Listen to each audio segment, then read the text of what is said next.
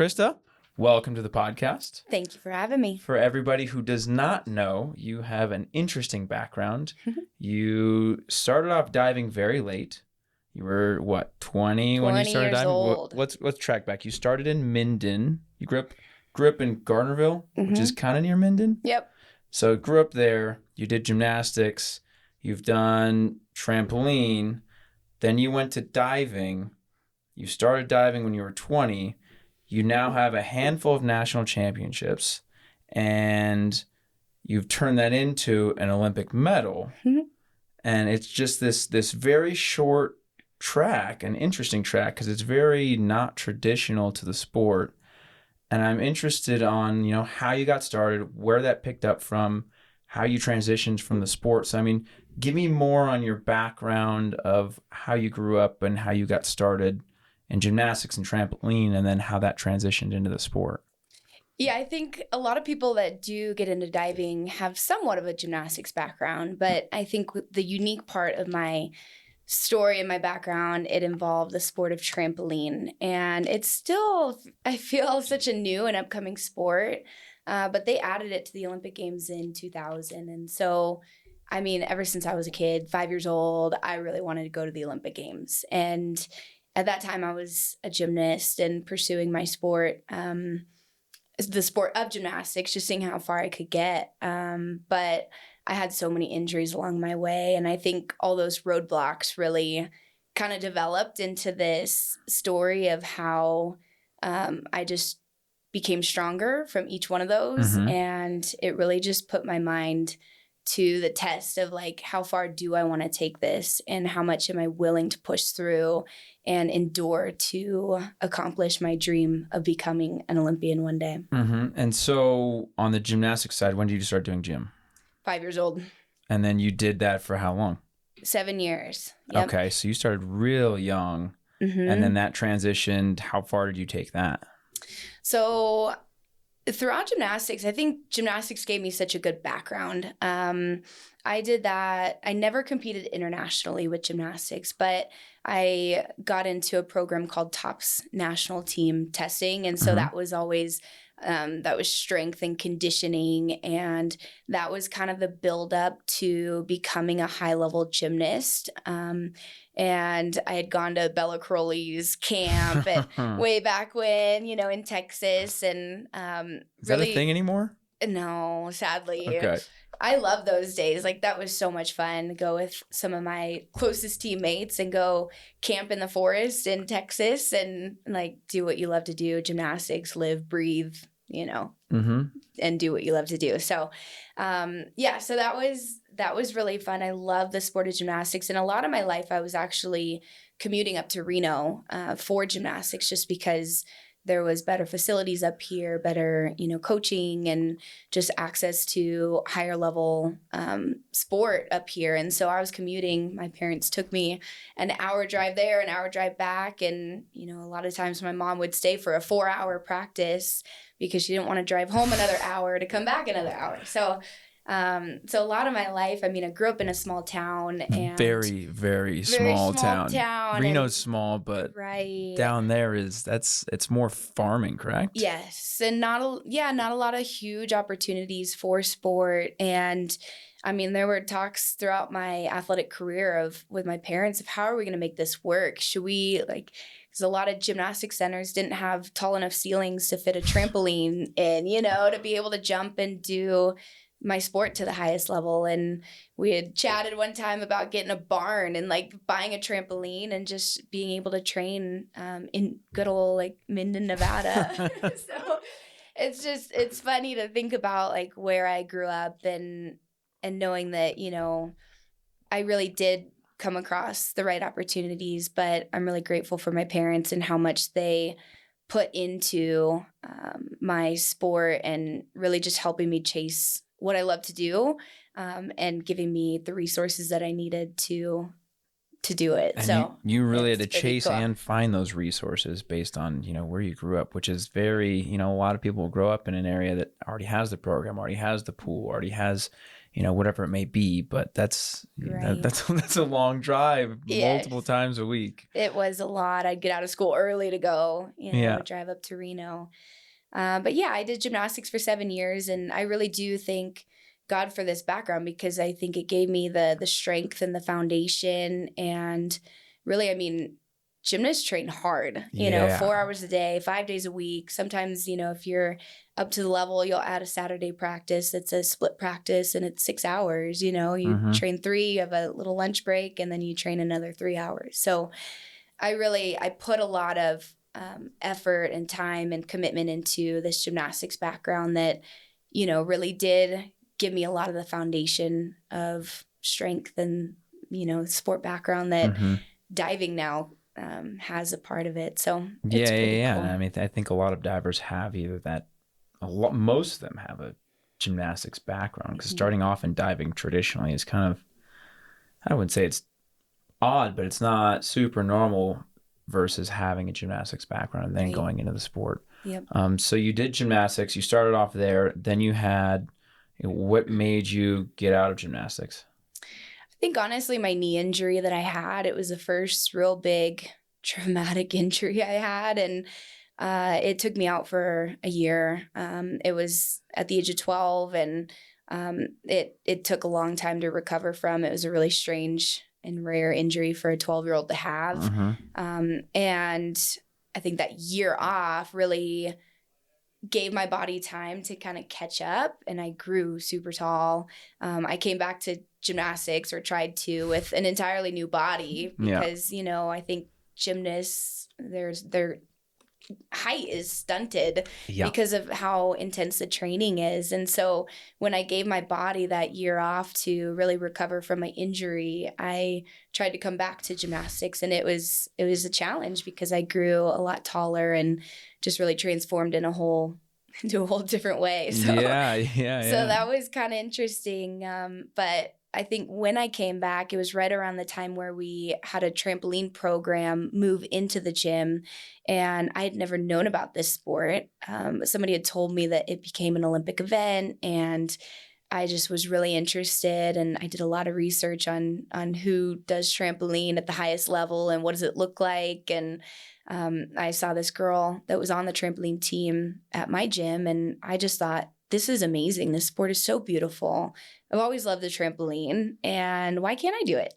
So that was what kind of initiated my transfer into a different sport at that time. And I would have thought it would have been easier on my body, but not necessarily. But I transferred into trampoline, but I was also doing gymnastics at the same time. So I did a little bit of both, and I think that helped me realize, okay, which one do I like better and what do I want to pursue? And I think I was phasing out of gymnastics at that time. And so it was really exciting to kind of begin a new sport and learn a whole nother category of, skills. And I think that trampoline really gave me a lot of aerial awareness that gymnastics never gave me. On the trampoline, you're doing multiple flips and multiple twists, and you're always having to know where you're at on the trampoline, or else you don't want to go flying off. That's the biggest goal. And so I think trampoline gave me a lot of the spatial awareness that the gymnastics just didn't. And it really taught me beauty and grace and form, and just how to become perfect, how to look perfect in the air, know? And so I loved this sport. I competed nationally and internationally for trampoline for 8 years. So I did for a good amount of time. Yeah. A little longer than gymnastics. So the trampoline side of it, I mean, you transitioned from gymnastics. What different skills did you have to learn? Was it a lot of branny outs? Was it a lot of, where were you? I don't know trampoline at all. There's 0% of me that knows. I mean, I know branny because I see it from high diving. Yes. Because they have to branny out. Yep. And so, I mean, front flip, half twist, you can see where you're at, know what you're doing. But I mean, do you still have blind landings when you're doing trampoline? Is the degree of difficulty the same? How's the judging? How's the scoring? What's that like relative to gymnastics or relative to diving? So trampoline, when you compete, you have a list of 10 skills. And so you build a routine with basically the highest degree of difficulty you can. Like how many flips and how many twists can you fit into one skill, but you can't repeat skills. So you want to have a good degree of difficulty to be able to like help your overall score. But you build 10 skills together. What you can do a branny with a single flip. You can do like branny out, which is a double somersault with a half twist out of it.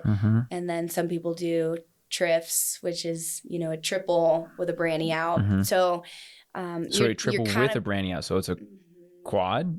It's a triple with a half twist out of it. Got it.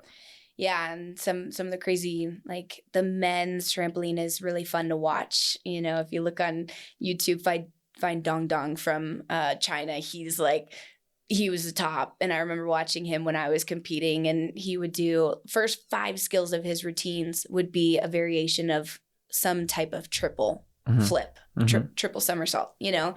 And now these men are adding, you know, 1.5 twists out of their trifts. So it's really like people are pushing the limits of this sport, and the trampolines are getting better and bouncier, and it's a really cool sport to watch, and it's just not popular enough. Like people don't know about it, that it's an Olympic event, and I think that, you know, people should know about it. It is a really cool sport.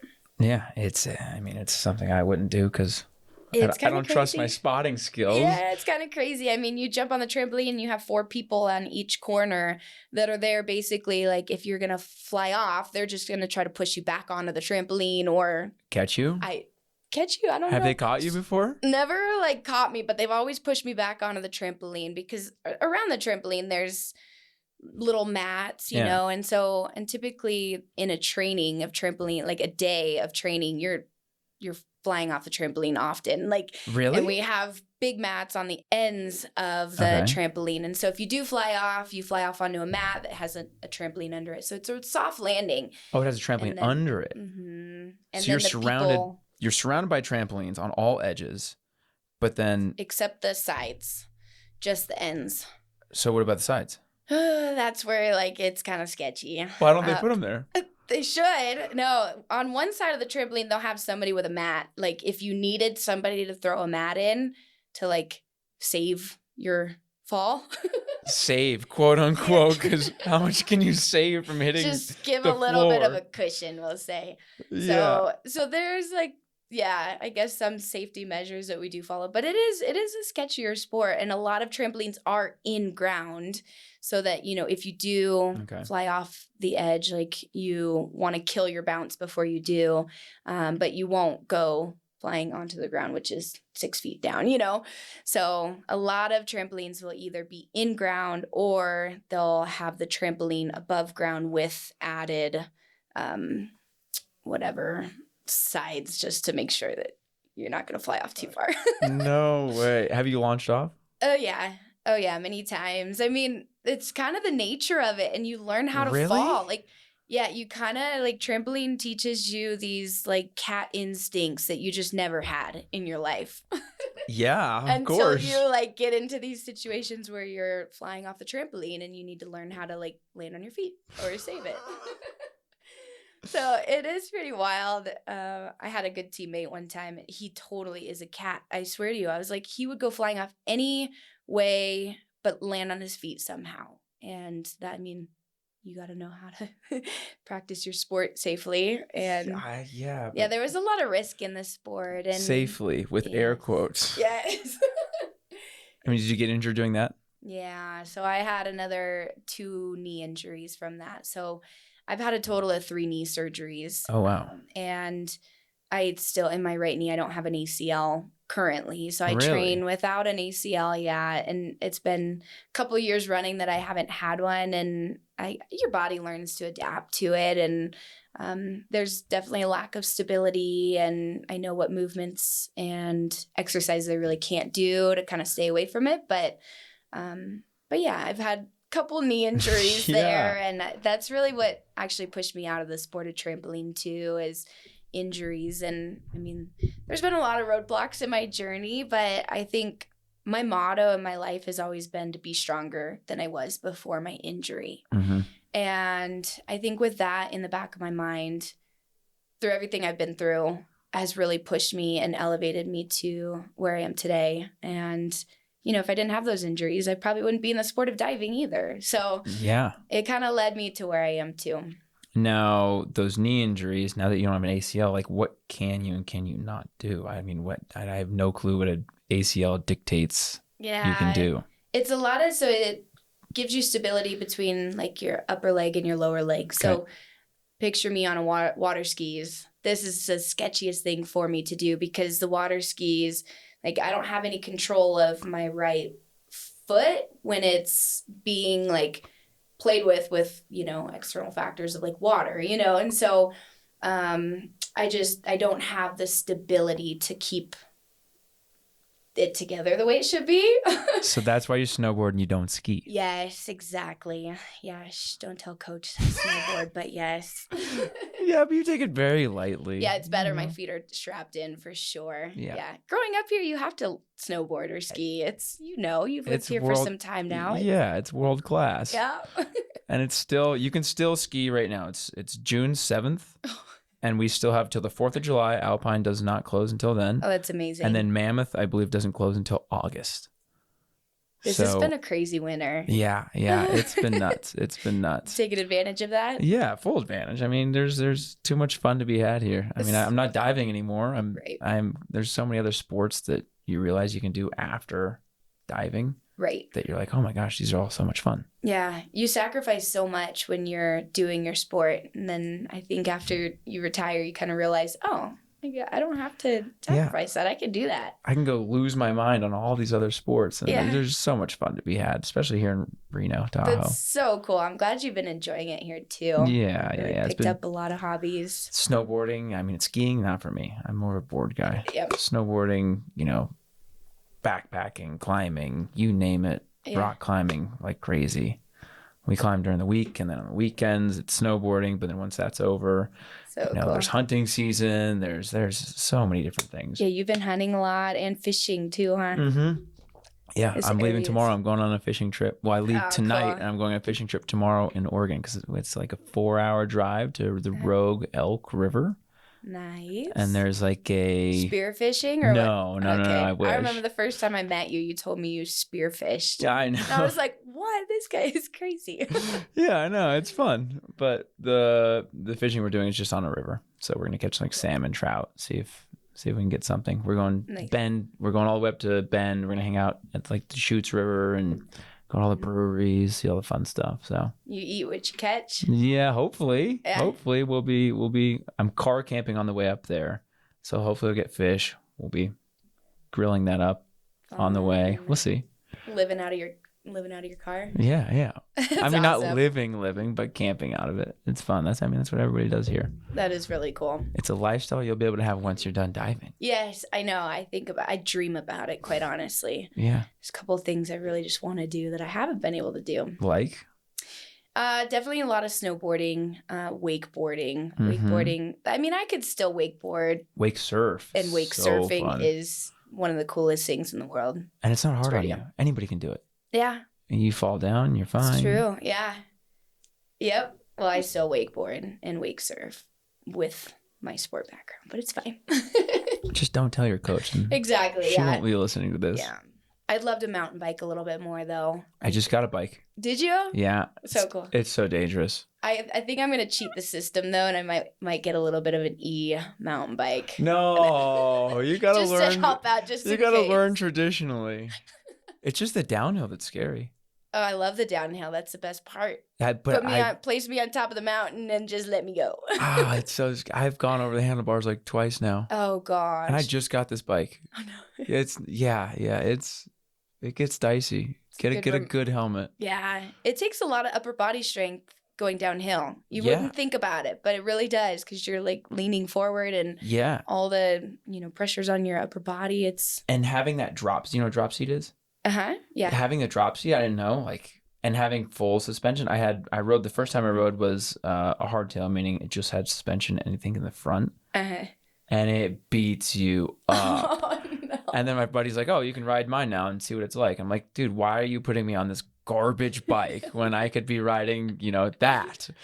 Like, Did and then that encourage you to buy your own bike? I bought the bike that I rode, I bought from him, and then he got a new bike. Nice. So now I got full suspension. I got the drop seat. So when you're going downhill, you drop the seat all the way down so you can kind of like lean back and the seat doesn't keep hitting you in the ass. That's amazing. And then uphill, you can put the seat up and sit down.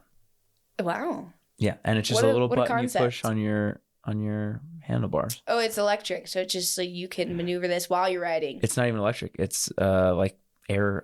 It's like a seat that we're sitting in right now. If you pull the lever, you go up and down. Mm-hmm. Same thing. That's just a button on your handlebar. Oh, cool. So you just stand up, push the button, and it comes up. Wow. When you get a mountain bike, make sure you get one with a drop seat. Yes, I will get a mountain bike after I'm done with my diving career. After you're done diving. Don't tell We're not done yet, though. Yeah. So, okay. Back to the diving side of things. Well, the trampoline side of things.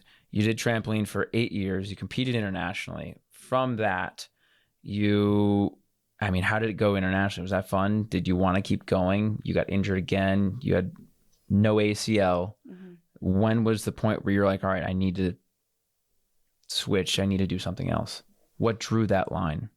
Yeah, I think, after my second right knee injury, that was really when I tried to come back into it, and quite honestly had a lot of fear around my injury because I had done it a second time. I think it was kind of a realization of just because they fixed it doesn't mean it's going to be fixed for life. And I think that's what scared me. And I tried to return to trampoline, and I had a lot of fear, wondering if I was strong enough, wondering if I was going to do it again. And I didn't want to do it again. And I also thought about the rest of my life in terms of, I have one body for the rest of my life. Like, let's kind of keep it as healthy as possible. Mm-hmm. And I think that was really kind of a realization moment of maybe this is not worth it in the long run, for the health of my lifetime. Mm-hmm. And so that's kind of what phased me out of it. A lot of my friends at that time were going to college, and I was kind of just doing the sports thing and, living a life of no school. And I was like, okay, maybe I should think about my future a little bit more. So when you were doing trampoline, you decided, you were 18, you're like, I could go to college or I'm going to keep doing trampoline. Yeah. And you said, I'm doing trampoline. Yep. Okay. And I moved off to California for a good amount of time before World Age Group Championships, which is kind of the junior level of world championships. And so I moved off to California to train alongside a really good team up there that had, high level athletes and good coaches too, and good facility as well. And so it was me kind of sacrificing a lot of my life to chase after my dream and give it almost one last shot, I believe at that time. And then that's where I really developed that last injury. And that's what, phased me out. It was like, should I just move back home, from California back to Carson City, Nevada to go to school, and I think during that time I had to have a surgery, and it just gave me time to really think about life. And so that's kind of what I ended up doing, is phasing out of trampoline and kind of living a NARP life, For how long? About a year and a half to 2 years. Okay, so you took some decent time off. Yeah, I definitely had some time to grow a little bit of a belly and drink some beer, enjoy life and not be an athlete. And I am grateful for that time. I think I was able to live out my younger years. And then I think when I came into diving, it was like, oh, I'm willing to do those sacrifices all over again because I've got another chance, and I think that's what's cool is, transferring into diving. I really just started it for fun. I met a friend who dove, and I was like, let me try this, at the Minden pool. No way. Yeah. And he was the only one that could change the fulcrum at the time at that pool. They gave him the freedom to do that because they trusted him. He was a really good diver. Eddie Kolar, I don't know if you ever hear that name, but if you do, he's the one Shout out to Eddie. Shout out to Eddie. He really that's how my diving career began, is he was the one that said, you should go up to Reno and meet Jin Lee, the coach at, University of Nevada. And I think that was what gave me that initial push of okay, maybe I should just do this because it is taking a lot of my background of gymnastics and trampoline and, and I could just do it for fun. It's not like there's any pressure, but I could still flip and twist and all that. And so that's like the initial thing that got me going. I mean, we played around on those boards, and at the time those boards were just a little old. They still are. They still are. We're working on that. Yeah, we are working on that. So you dove there, and then when did you start diving with Jin Lee? How'd that transition go? So I ended up just calling her after we went to the pool and dove around a little bit, everything and he was like, you got to call her. So I did. I'd left a message for her just telling her my background of sports and background of injuries and stuff. And I just said, I know you have a club team. I'd love to come up there and just try it out. And she called me back right away and was like, okay, come on up. Like, let's see, and we have a trampoline at our pool. And that's where she initially wanted to see what I knew how to do. And she just kind of said, jump around on the trampoline, like, show me your background, what flips you know how to do. And I think she hadn't seen what a real, like, trampolinist looked like, and it was a black bed trampoline, like, nothing special, so I couldn't do, like, all my flips and stuff that I, like, knew how to do. But she really, I think, saw potential and saw a lot of talent in me that she was like, we might be able to turn this into something. And so she had me dive on her club team for a couple months, but I think it was 3 months into it where she called me on the phone and was like, I want you on our college team. I have a spot for you and I want you on now. And she called me in like October. So she wanted me on mid-semester. So she had a scholarship for you? Nope. I was a walk-on student athlete. No way. Yeah, my first year especially. So I was a walk-on that first year. I kind of sorted my life together. I lived with a family, moved in with someone up here in Reno, and walked on to the college team. And my first diving meet was conference championships. And she had me learn a whole 5-meter platform list too. So wait, what was and your list? I diving for 3 months. I did standing 105C on 5-meter. I did 203B. I did 303B. Okay. I did 403C. And I did 5233. Okay. And then once we got to conference, she hated my 303B because I'd never done that movement before, reverse somersault off platform. And so, or I was 203B that she hated. So she moved me up. She said, I want you to go on 7-meter and I want you to do 203A. And I learned 203A in practice and competed it like the next day at conference. I finished all like 17th place. So I was like one spot outside of like top 16. But you were fine with it, or were you I was scared? Frightened. I was frightened. Yeah, I'd never done platform before. Like, I remember the first time I jumped off 10 meters, like when I was a 12-year-old kid, I was a gymnast. I jumped off platform 10 meter and I put my arms out. Yeah, not a good idea. Not great idea. Somebody even told me right before I did it to not do that. Yeah, but I mean, you're a kid. You don't know. I know. And it's my instinct as a gymnast. I'm like, gotta stick my landing. Yeah, exactly. But yeah. You had no issues, I'm assuming, finding where you were doing these dives then. I think that was I mean, that's what kind of gave me a little bit of confidence in learning new things is I know where I'm at in the air. Yeah, you know exactly where you're at. But was it weird going from landing on your feet to then landing on your head and learning an entry? Because of my trampoline background, not really. Okay.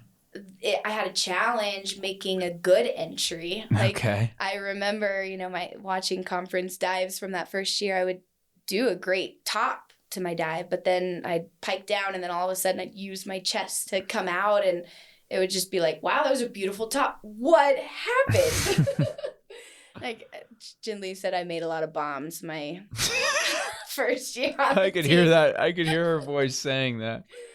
And it took me years to figure out how to rip an entry. And that was a lot of, there were bad habits that actually came from trampoline, bad habits for diving in terms of, when we come out on the trampoline, it's come out with your lower body and upper body. Your full body is kicking out. Oh. And I think that was really hard for me when I started diving to, land on my head, but really not use my upper body. It was all lower body movements. Mm-hmm. And I just didn't have that mind-body connection. And so I do have to say, yes, it was a challenge for sure to learn how to make a proper entry. I never would have thought of that. I could get to my head. Because in trampoline, you're just wanting to get, all right, stop. Yeah. Yep. Hey, like, this is where I'm going. I'm stopping immediately. Where in diving, it's like, oh, show how fast you can flip, but then come out, stay real tight, and then line up and get to your line. And control. Yep. It's a lot of control that I really didn't have. I mean, yeah, control of I think it's more of not control of like, you had the control and you're able to land on your head. It's just the control of using your legs instead of your upper body. Absolutely. Yeah, and retraining that, which I'm sure took quite some time. Oh, yeah. My first year on the team, like I did probably more than half my training outside of the water, just doing simulations, trying, like doing my dives just on land, and training my mind and my body to connect, and the proper arm movements, the proper leg kick out, where my head's supposed to be and not move my chest, like all these little things and details that my coach really, she put that time into my foundation of diving. And I think if I would have ended up anywhere, any coach would have been like, oh, you have talent, come dive for me, but like the fact that I ended up here with my coach who, has a really strong background in diving. I mean, she would have competed in the 80 Olympics, but it got boycotted. Like she's got a background of her being a strong top level athlete, but also being a top level coach. Yeah. And my talent mixed with that, like we paired well together and we were meant to be, I think. Yeah. She gave you the right fundamentals. Now, totally. I noticed one thing, you're going to laugh about this. She didn't try and change your twisting position. Right. How come? She says it's useful. Yeah? Yeah. I think I asked her at one point because I watch a lot of diving. Like, I wanted to see what top level diving looked like to know what I wanted to be, and I think I watched how divers twist with their arms here. And, I noticed that I twist really like a gymnast, but like gymnasts twist here, trampolinists twist with their arms down, divers twist with their one arm up and one arm across their chest. Like there were a lot of varieties of twisting that I kind of had to learn. And I think I was doing 2.5 twists on 3 meter and making it just fine. And I think I asked her at one point, should I change this? And she said, no, it's useful. We're going to keep it. I said, okay. Done. Easy. I mean, Badiah twists like that. Huh? Badiah? Really? Yeah, he twisted with his hands at his chest. That's right. Yeah. It was very, sometimes he'd come up, I think, but he kept a lot of it. I remember in Russia, he was still twisting like that. Right. Yes. Yeah. Yep. And it worked for him. I mean, he's got an Olympic gold medal, and I think it's gold, silver, and bronze. Yes. He's definitely got a couple of those under his belt. Yeah. Okay, so speaking of you wanting to watch a lot of diving, who did you first start watching when you were diving? So when I came onto the team, there were already pretty top level athletes on the team. And my coach was always like, watch them, like learn from them, steal their technique and use it for yourself. Okay. And so that was where I started, where my vision of diving kind of, started. And then I started watching a lot more international diving competitions and just, seeing higher level of diving. And then in 2016, which would have been 3 years after I started diving, we were going into Olympic trials, and my coach wanted to take a trip to China to just train. And it, went from like, oh yeah, we'll take a 3-week trip there to let's do 4 weeks to let's do 5. And then now it was 6. And so we spent a good like 5.5 weeks in China training, watching diving, and just I just fit in with them. Well, I didn't fit in at that time. I tried to. I still couldn't make a proper entry. Tried to steal their technique. Yes, exactly. I mean, there were a lot of days where Jin Lee would just say, hey, like, let's just sit and watch, And so I think that's when my vision of diving really went up. And she really expressed the importance of watching higher level diving, because as soon as my vision of diving goes up, my level of my own diving will go up too. Your expectations will change. Mm-hmm. Yep. And so I think that's really like what I started watching first. And so you watched a lot, but you didn't watch a lot of film. You were watching a lot in person. A lot in person. Yeah. Okay. I did watch a lot of film though. Like I have my favorite divers. I think that who were they? YouTubed. Guo Jingjing for sure. Like she's OG. Queen. Yeah. I really liked Hutze, like her diving as well. So I just watched a lot of Chinese divers just because I knew that was higher level, That was the standard. Yes. Yep. And they hold quite a standard. Yeah. And then I think it transferred into watching international competitions, and I watched Jennifer Abel do 51-54, and I was like, well, why can't I do that?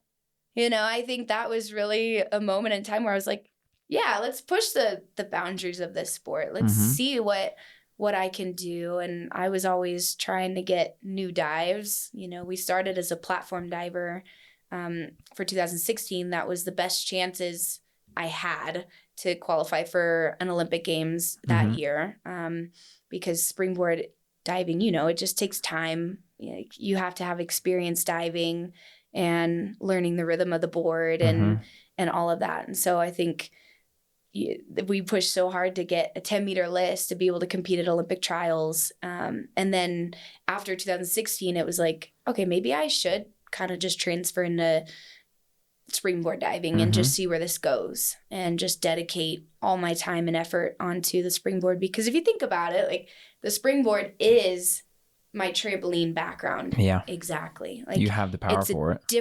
It's a different rhythm for sure, but it is the same like fundamentals. And I just think it's really cool that I was able to transfer my trampoline talent to the diving board. Yeah. And I mean, it's good that you started on 10 meter to eliminate that variable of a moving board to then you've got the ability to, all right, let's focus on just the technique, the mechanics, the takeoffs for, X amount of time. But then you only did that for 2016. And then after 2016, you stopped doing 10 meter. Yep.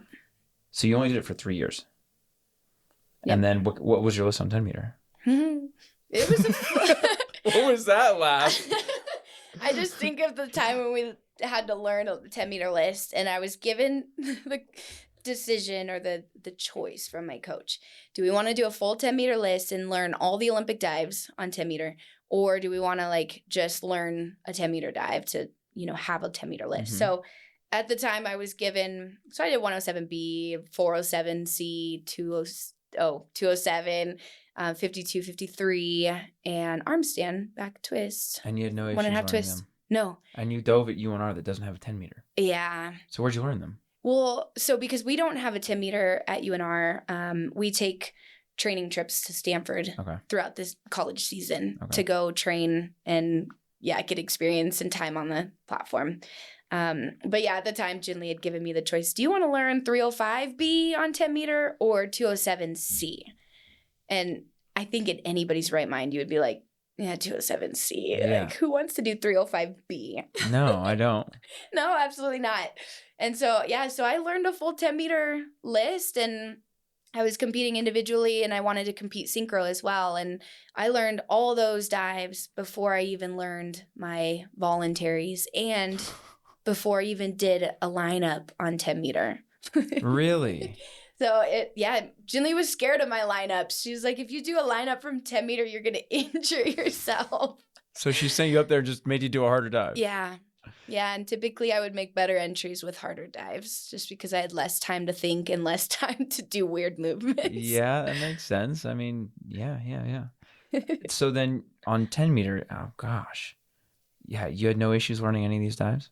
I mean, I was scared, but like that trip we took to China, we had done 2 trips to China. One was our college training trip. And during that time, I got in the water belt, and then I also was in the spotting belt on the trampoline. And so I could do all the dives that I needed to learn, like 407C and 207C, those 2 especially, I could do in the belt. So I could feel them. I could actually land on my hands, you know, with the coach spotting me.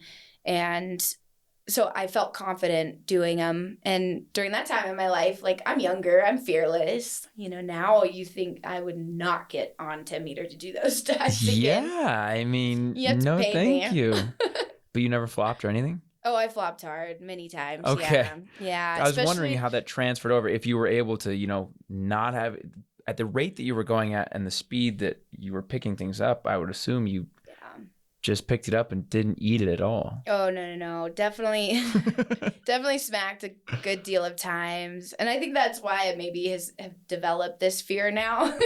At that time, I was a little bit more like ignorant. I didn't know like what smacking truly felt like until I actually did it. And then it was like, no, you have to keep going like past this, you know? And I think it was a challenge for sure, because there were some pretty good smacks of, especially 407, I'd go flying over, and I'd remember like the back of my calves and the bottom of my feet feeling the smack. Like, just pulls on your calves. Yeah. But you didn't eat it on backs or gainers?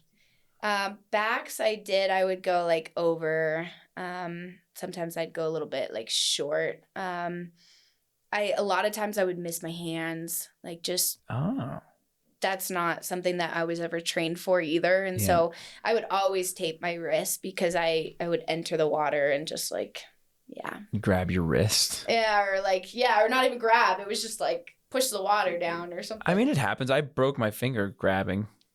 Which is not, pinky, huh? Yeah, I know. I was doing the first 109 I ever did. I went to grab my hands. I grabbed my pinky and snapped it. Oh, man. And I came out and I'm like, the weird part was it didn't hurt at all. Yeah. Like there was zero pain. And I'm like, this is odd. And I looked at him like, it's dislocated, but it doesn't hurt. You have so much adrenaline in you. I guess after doing the dive, because it was the first one ever. And I go to Randy. I'm like, dude, I think I dislocated my finger. He goes, yeah, that's dislocated. Oh, no. And so we went into the doctor, and they're like, no, it's not dislocated. That's broken. And I was like, what? Like, no. And then he pulled on it. I was like, oh, that hurts. Oh, no. And he's like, all right, we can either put screws in it and have it ready in like 4 to 6 weeks, or you can go and do nothing and hope that it heals right. But if it doesn't, then we have to go have surgery and re-break it. I'm like, just give me the screws. Yeah. And they're like, all right, okay, done. And then when I had that surgery, I remember I was in the dorms. I go to climb in my bed, and they told me, watch out, like your arm doesn't work like normal. And I'm like, what do you mean? And I go to climb into bed, and I lift my arm up to like get my arm on bed. I didn't know my tricep didn't work. And so my cast smacked me square in the face. Oh, no. And I'm like, oh, that's why my arm doesn't work. Okay, now I get it.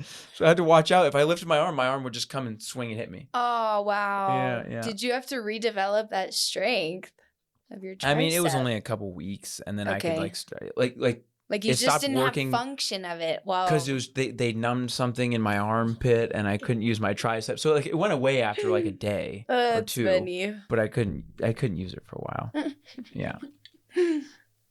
No good, man. So you went from platform. You did 3 years on platform. Then you said, all right, no more platform. 2016, after that trials, you're like, I'm done with it. Yeah. Jinli was the one that was kind of like, let's put all of our focus into springboard and let's just see how far we can get. Okay. And then if we want to transfer back to platform diving, we can. You know, we can always go back. But at this point in your career, now you've developed a little bit of experience doing this sport, but now we need to just spend time on the springboard. Yeah. And like that's just what you need is time. And so we dedicated the next couple years to just springboard training. That's crazy that you've never, I mean, it's just such a short track. I started diving when I was 8 and did springboard from 8 until for 19 years. Wow. Until I finally figured it out. So it's like you spent 3 years here, and then what? How many years on springboard? Well, let's see. So 2013 is when I started diving. It's 2023, so this is my 10-year anniversary of diving, which is kind of cool. Wow, okay. So after 2016 is when I committed all my time to springboard. So 2016 until now. Okay. And then, but I mean, from 2016 to 2021, what did that look like from, you picked up springboard? What were kind of the benchmarks where you're like, okay, this is getting better. I'm actually figuring this out. I think getting a full pike list, that was my number one goal. The hardest dive for me to get pike was inward, still is. Really? Yeah, just because I had never trained that type of movement ever in my gymnastics career or my trampoline career. And it's just, it is so different. It's all technique. It's all strength. And it's not a dive that I can just cheat with strength. Yeah. Because I think that's a lot of my other dives. I can, make it around to my head and then work on the technique. But this dive, it's like, no, you need the technique first and the strength to combat that and before you can actually improve that dive. And so that was kind of a big benchmark for me, is to get a pike list. I was competing on, springboard throughout my college career. So I really was doing springboard since 2013. And I was even competing 51-54 since 2015. Oh. And that was just me trying to get difficulty in my list because I knew that I wasn't consistent. So for me, I was like, okay, let's add in the difficulty. I can do the dive. And if I hit it, it's great. Like, even better. And so I think that's when I really began to see potential on springboard, because I was doing all the dives. I had 51-54 before I even had 405B, so wow. It kind of helped counteract that degree of difficulty. Like most people think double out would be way harder than an inward. Maybe. Yeah. But it's not. So then on inward, I'm sure you watch film of a lot of people on inward. Yeah. Who? Let me think. Wang Han. Well, Siting Mao is one of them. Another queen right there. Really strong, yeah. And even Chen Yuan, her inward's so strong. Her toe point's awful. Sorry. It is. All right. But I watch these divers because I'm like, they have strong inwards. And I want to learn it. So that's crazy. You primarily watch Chinese diving, but I mean that's Jin Lee she's from China. That's her background, so it makes sense. Yes. Do you think that attributed to a lot of your growth is always watching that? I think so. Yeah, I really do, because it also, like, because I was watching that, and like you say, my coach is Chinese, and her technique that she's trying to teach me and enforce with me is that technique that I'm also watching. Yeah. And, I had watched many other techniques of other divers too, and I was like, I don't like that, or I do like this. And I feel like Chinese diving is like, I like all of it, unless you get somebody who has an ugly toe point or whatever. Like, I think that really balanced those two things paired well together. And it just gave me a lot more consistency of what good technique is, what it looks like, and what it feels like. And so on this fast track that you had, where was it where you're like, all right, things are getting very serious? When I had to make a lot of sacrifices in life. Okay, what are these sacrifices? Probably like 2015 was really when I was like, okay, I have a chance doing well in college. So I started making more sacrifices of, like, hanging out with different people and not going out partying and not snowboarding and mountain biking and all the things that I was doing before. I was like, no, this is getting serious. I want to make these sacrifices because I see it going somewhere. Yeah. And after 2016, which would have been my last year of college, was when I made the decision that I want to continue in the sport of diving and try to work my way up in USA diving. And I think I was just ready to just go all in with everything, because I saw that there was potential, and I knew that the dives that I had could be Olympic level. And I knew that I had the coach to also get me there as well. And I think that was the moment of like, yeah, I need to go all in with this and just, give it everything I have. And that's when I really pursued that. And then, okay, qualifying for Olympic trials. Where was that? How'd that go down? In 2021, because it was postponed a year. And for me, that actually was a big benefit, because for me, I'm younger in the sport of diving, you'll say. And the more time that I was given actually it was really a benefit for me. So I was grateful for that. And so when it was postponed a year, that's what I saw it as, as really something that was going to help me. And so I think 2021 came around, and by that time we'd gone through training, really heavy training during COVID, even though things were shut down. We had mats in my friend's apartment, so we were doing fast somersaults and, a lot of conditioning exercises. And then my friend was a strength and conditioning coach, and she took a barbell and some weights from the weight room and laid out a carpet in her neighborhood, and we just lifted weights 2 times a week, and then fast flips 3 times a week. Like, it was a lot of training, and I got really strong. And for me, that was helpful, because it's hard for me to strength train while I'm also diving. Yeah. It's easy when I have time away from diving and I can just fully go in with strength training.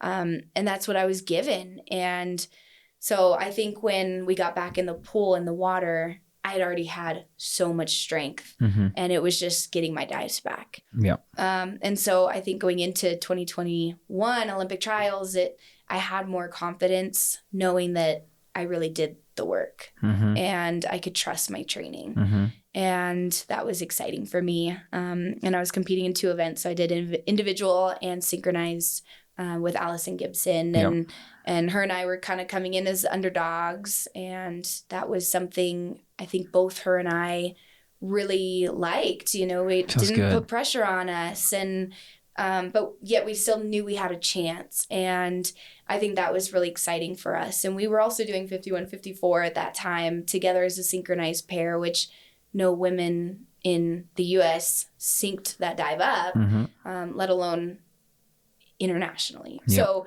I think that also gave her and I a lot of confidence, knowing that like we have the DD, and I think that was really cool. So so first, that was the first event we qualified in at Olympic trials, and I still had my individual to compete in a couple days later. So then I'd already qualified it synchronized. I was like, there's no pressure anymore. Like I already got my ticket to go to Japan. And I think that was really exciting for me. And then I just had my dream list of dives individually. Like if you watch the YouTube video of it, Cynthia Potter's like, she doesn't even need to do her last dive to win the Olympic trials. Like, yeah. And I look back, I'm like, man, how did we get to that point? Like so unbeatable, you know what I mean? And I think that was like something that I knew Jin Lee had vision of when we were training.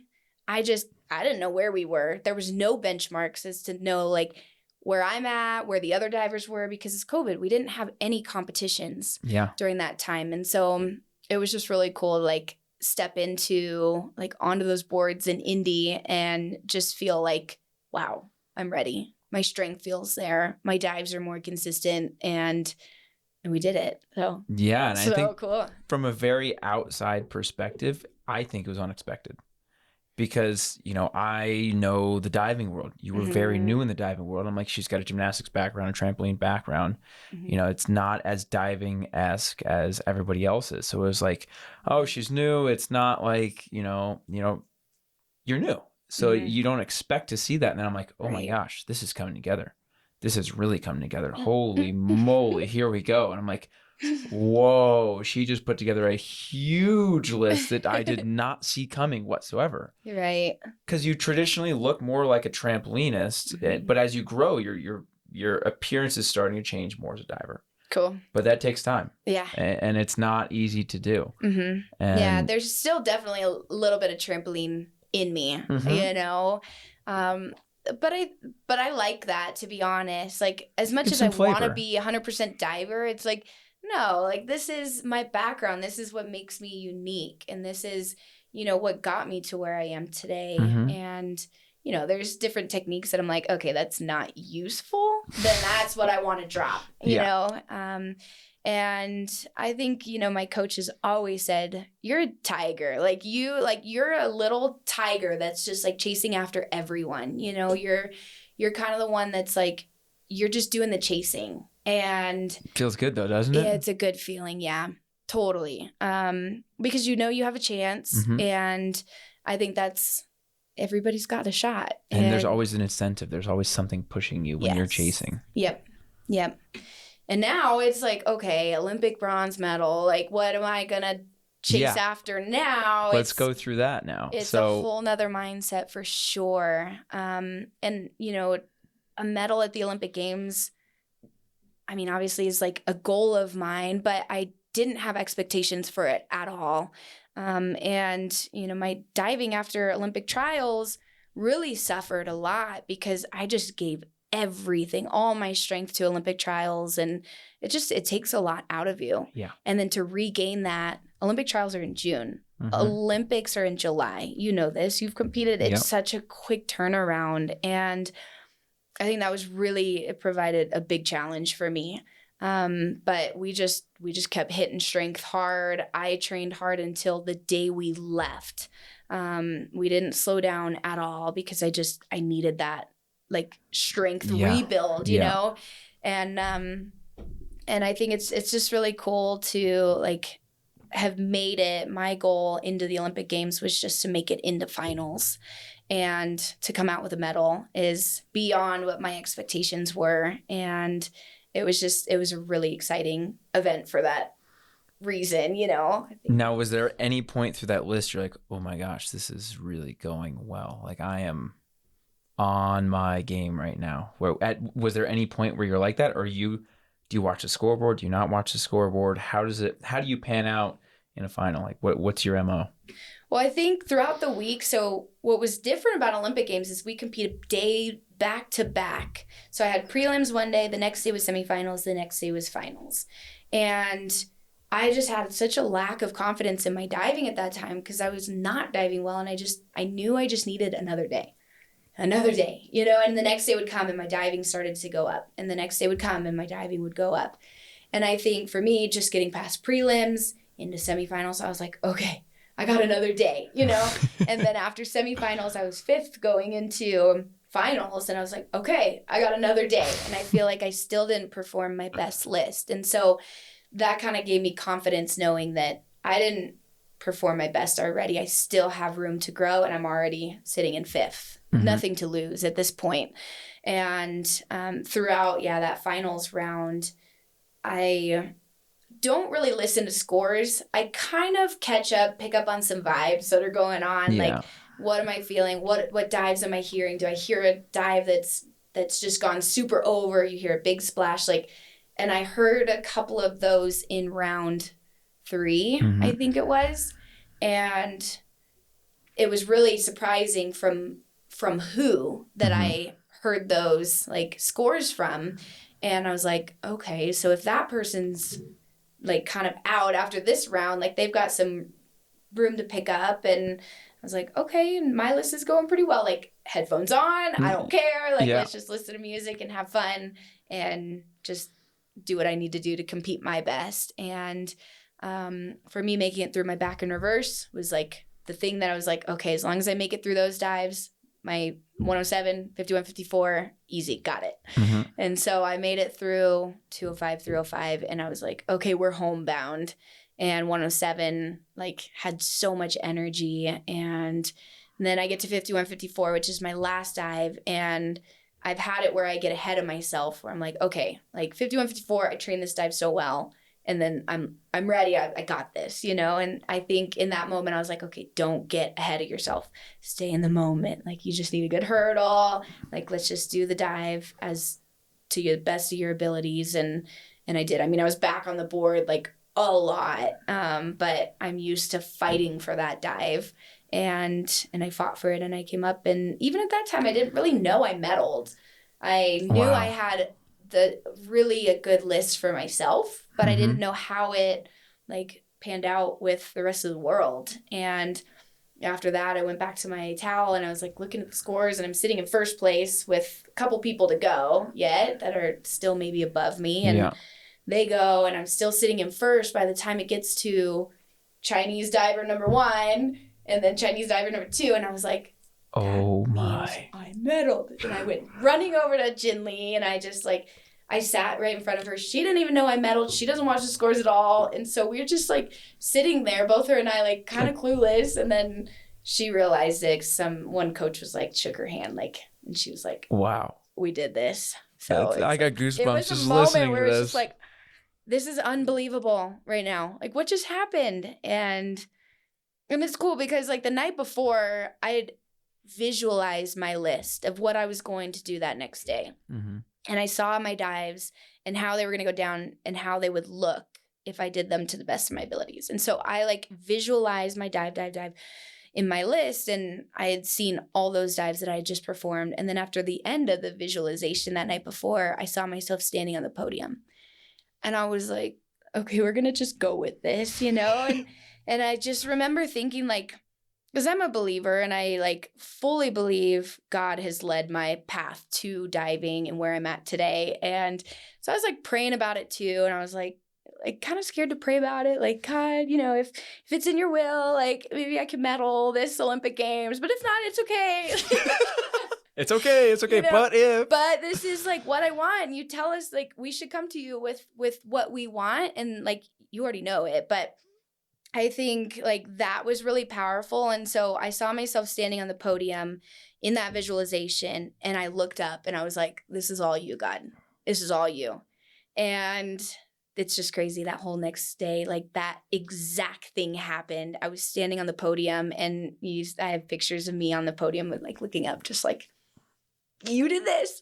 That's so cool. That is so cool, right? Yeah, we both have goosebumps. It's fun to relive, isn't it? It's so cool. Like, yeah, it's really cool, and it's unbelievable to me still. It's surreal. But now I'm feeling like I'm still new in the sport. I'm like, you are in a sense. Yeah. I am. Let's just see how far we can go. There's still more for me to achieve, and I believe I'm not at my peak. So I think that's what's exciting for me, and my coach is on board with it too. She's like, yeah, we're not at your peak yet. Yeah. And I think within this last couple months of training, I've shown a lot more consistency in training. And that just shows me that I'm really not at my peak. So I think it's exciting to like go forward a little bit more with this. And I did just have a hip surgery. So we got that out of the way a year ago. And now I'm back, and I'm super pumped to be back at it again and not burnt out, which is cool. Yeah. You need time away from sport to not burn out. It's very important to have that. Yeah. It's good to have a balance and keep yourself healthy. Yes, so absolutely. You're going to Fukuoka this year. Yep. World Championship. I'll see you in Fukuoka. Yeah, you're going. Excited to cheer you on. Cool. And you've got a very bright future, so I'm excited to see how this pans out. Thank you. Yeah. You've always been somebody I look up to too. Thank you. Remember on the boards in Budapest in 2017, that was like my first time really like talking with you and like diving with you. And I just remember the first thing I said, I was, we have the same color chamois. Yeah. Amazon, right? Yeah, I don't remember where I got it, but yeah. It's funny you remember. I don't. Same color as Duraflex springboards. Like, yeah. Look at you now, working for them, and we're really grateful to have you. Well, thank you. And thank you for joining today. Whoop, whoop. Yeah. You're welcome. Cool. Appreciate it. Yeah. Thanks for the chat. Yeah, that's fun. All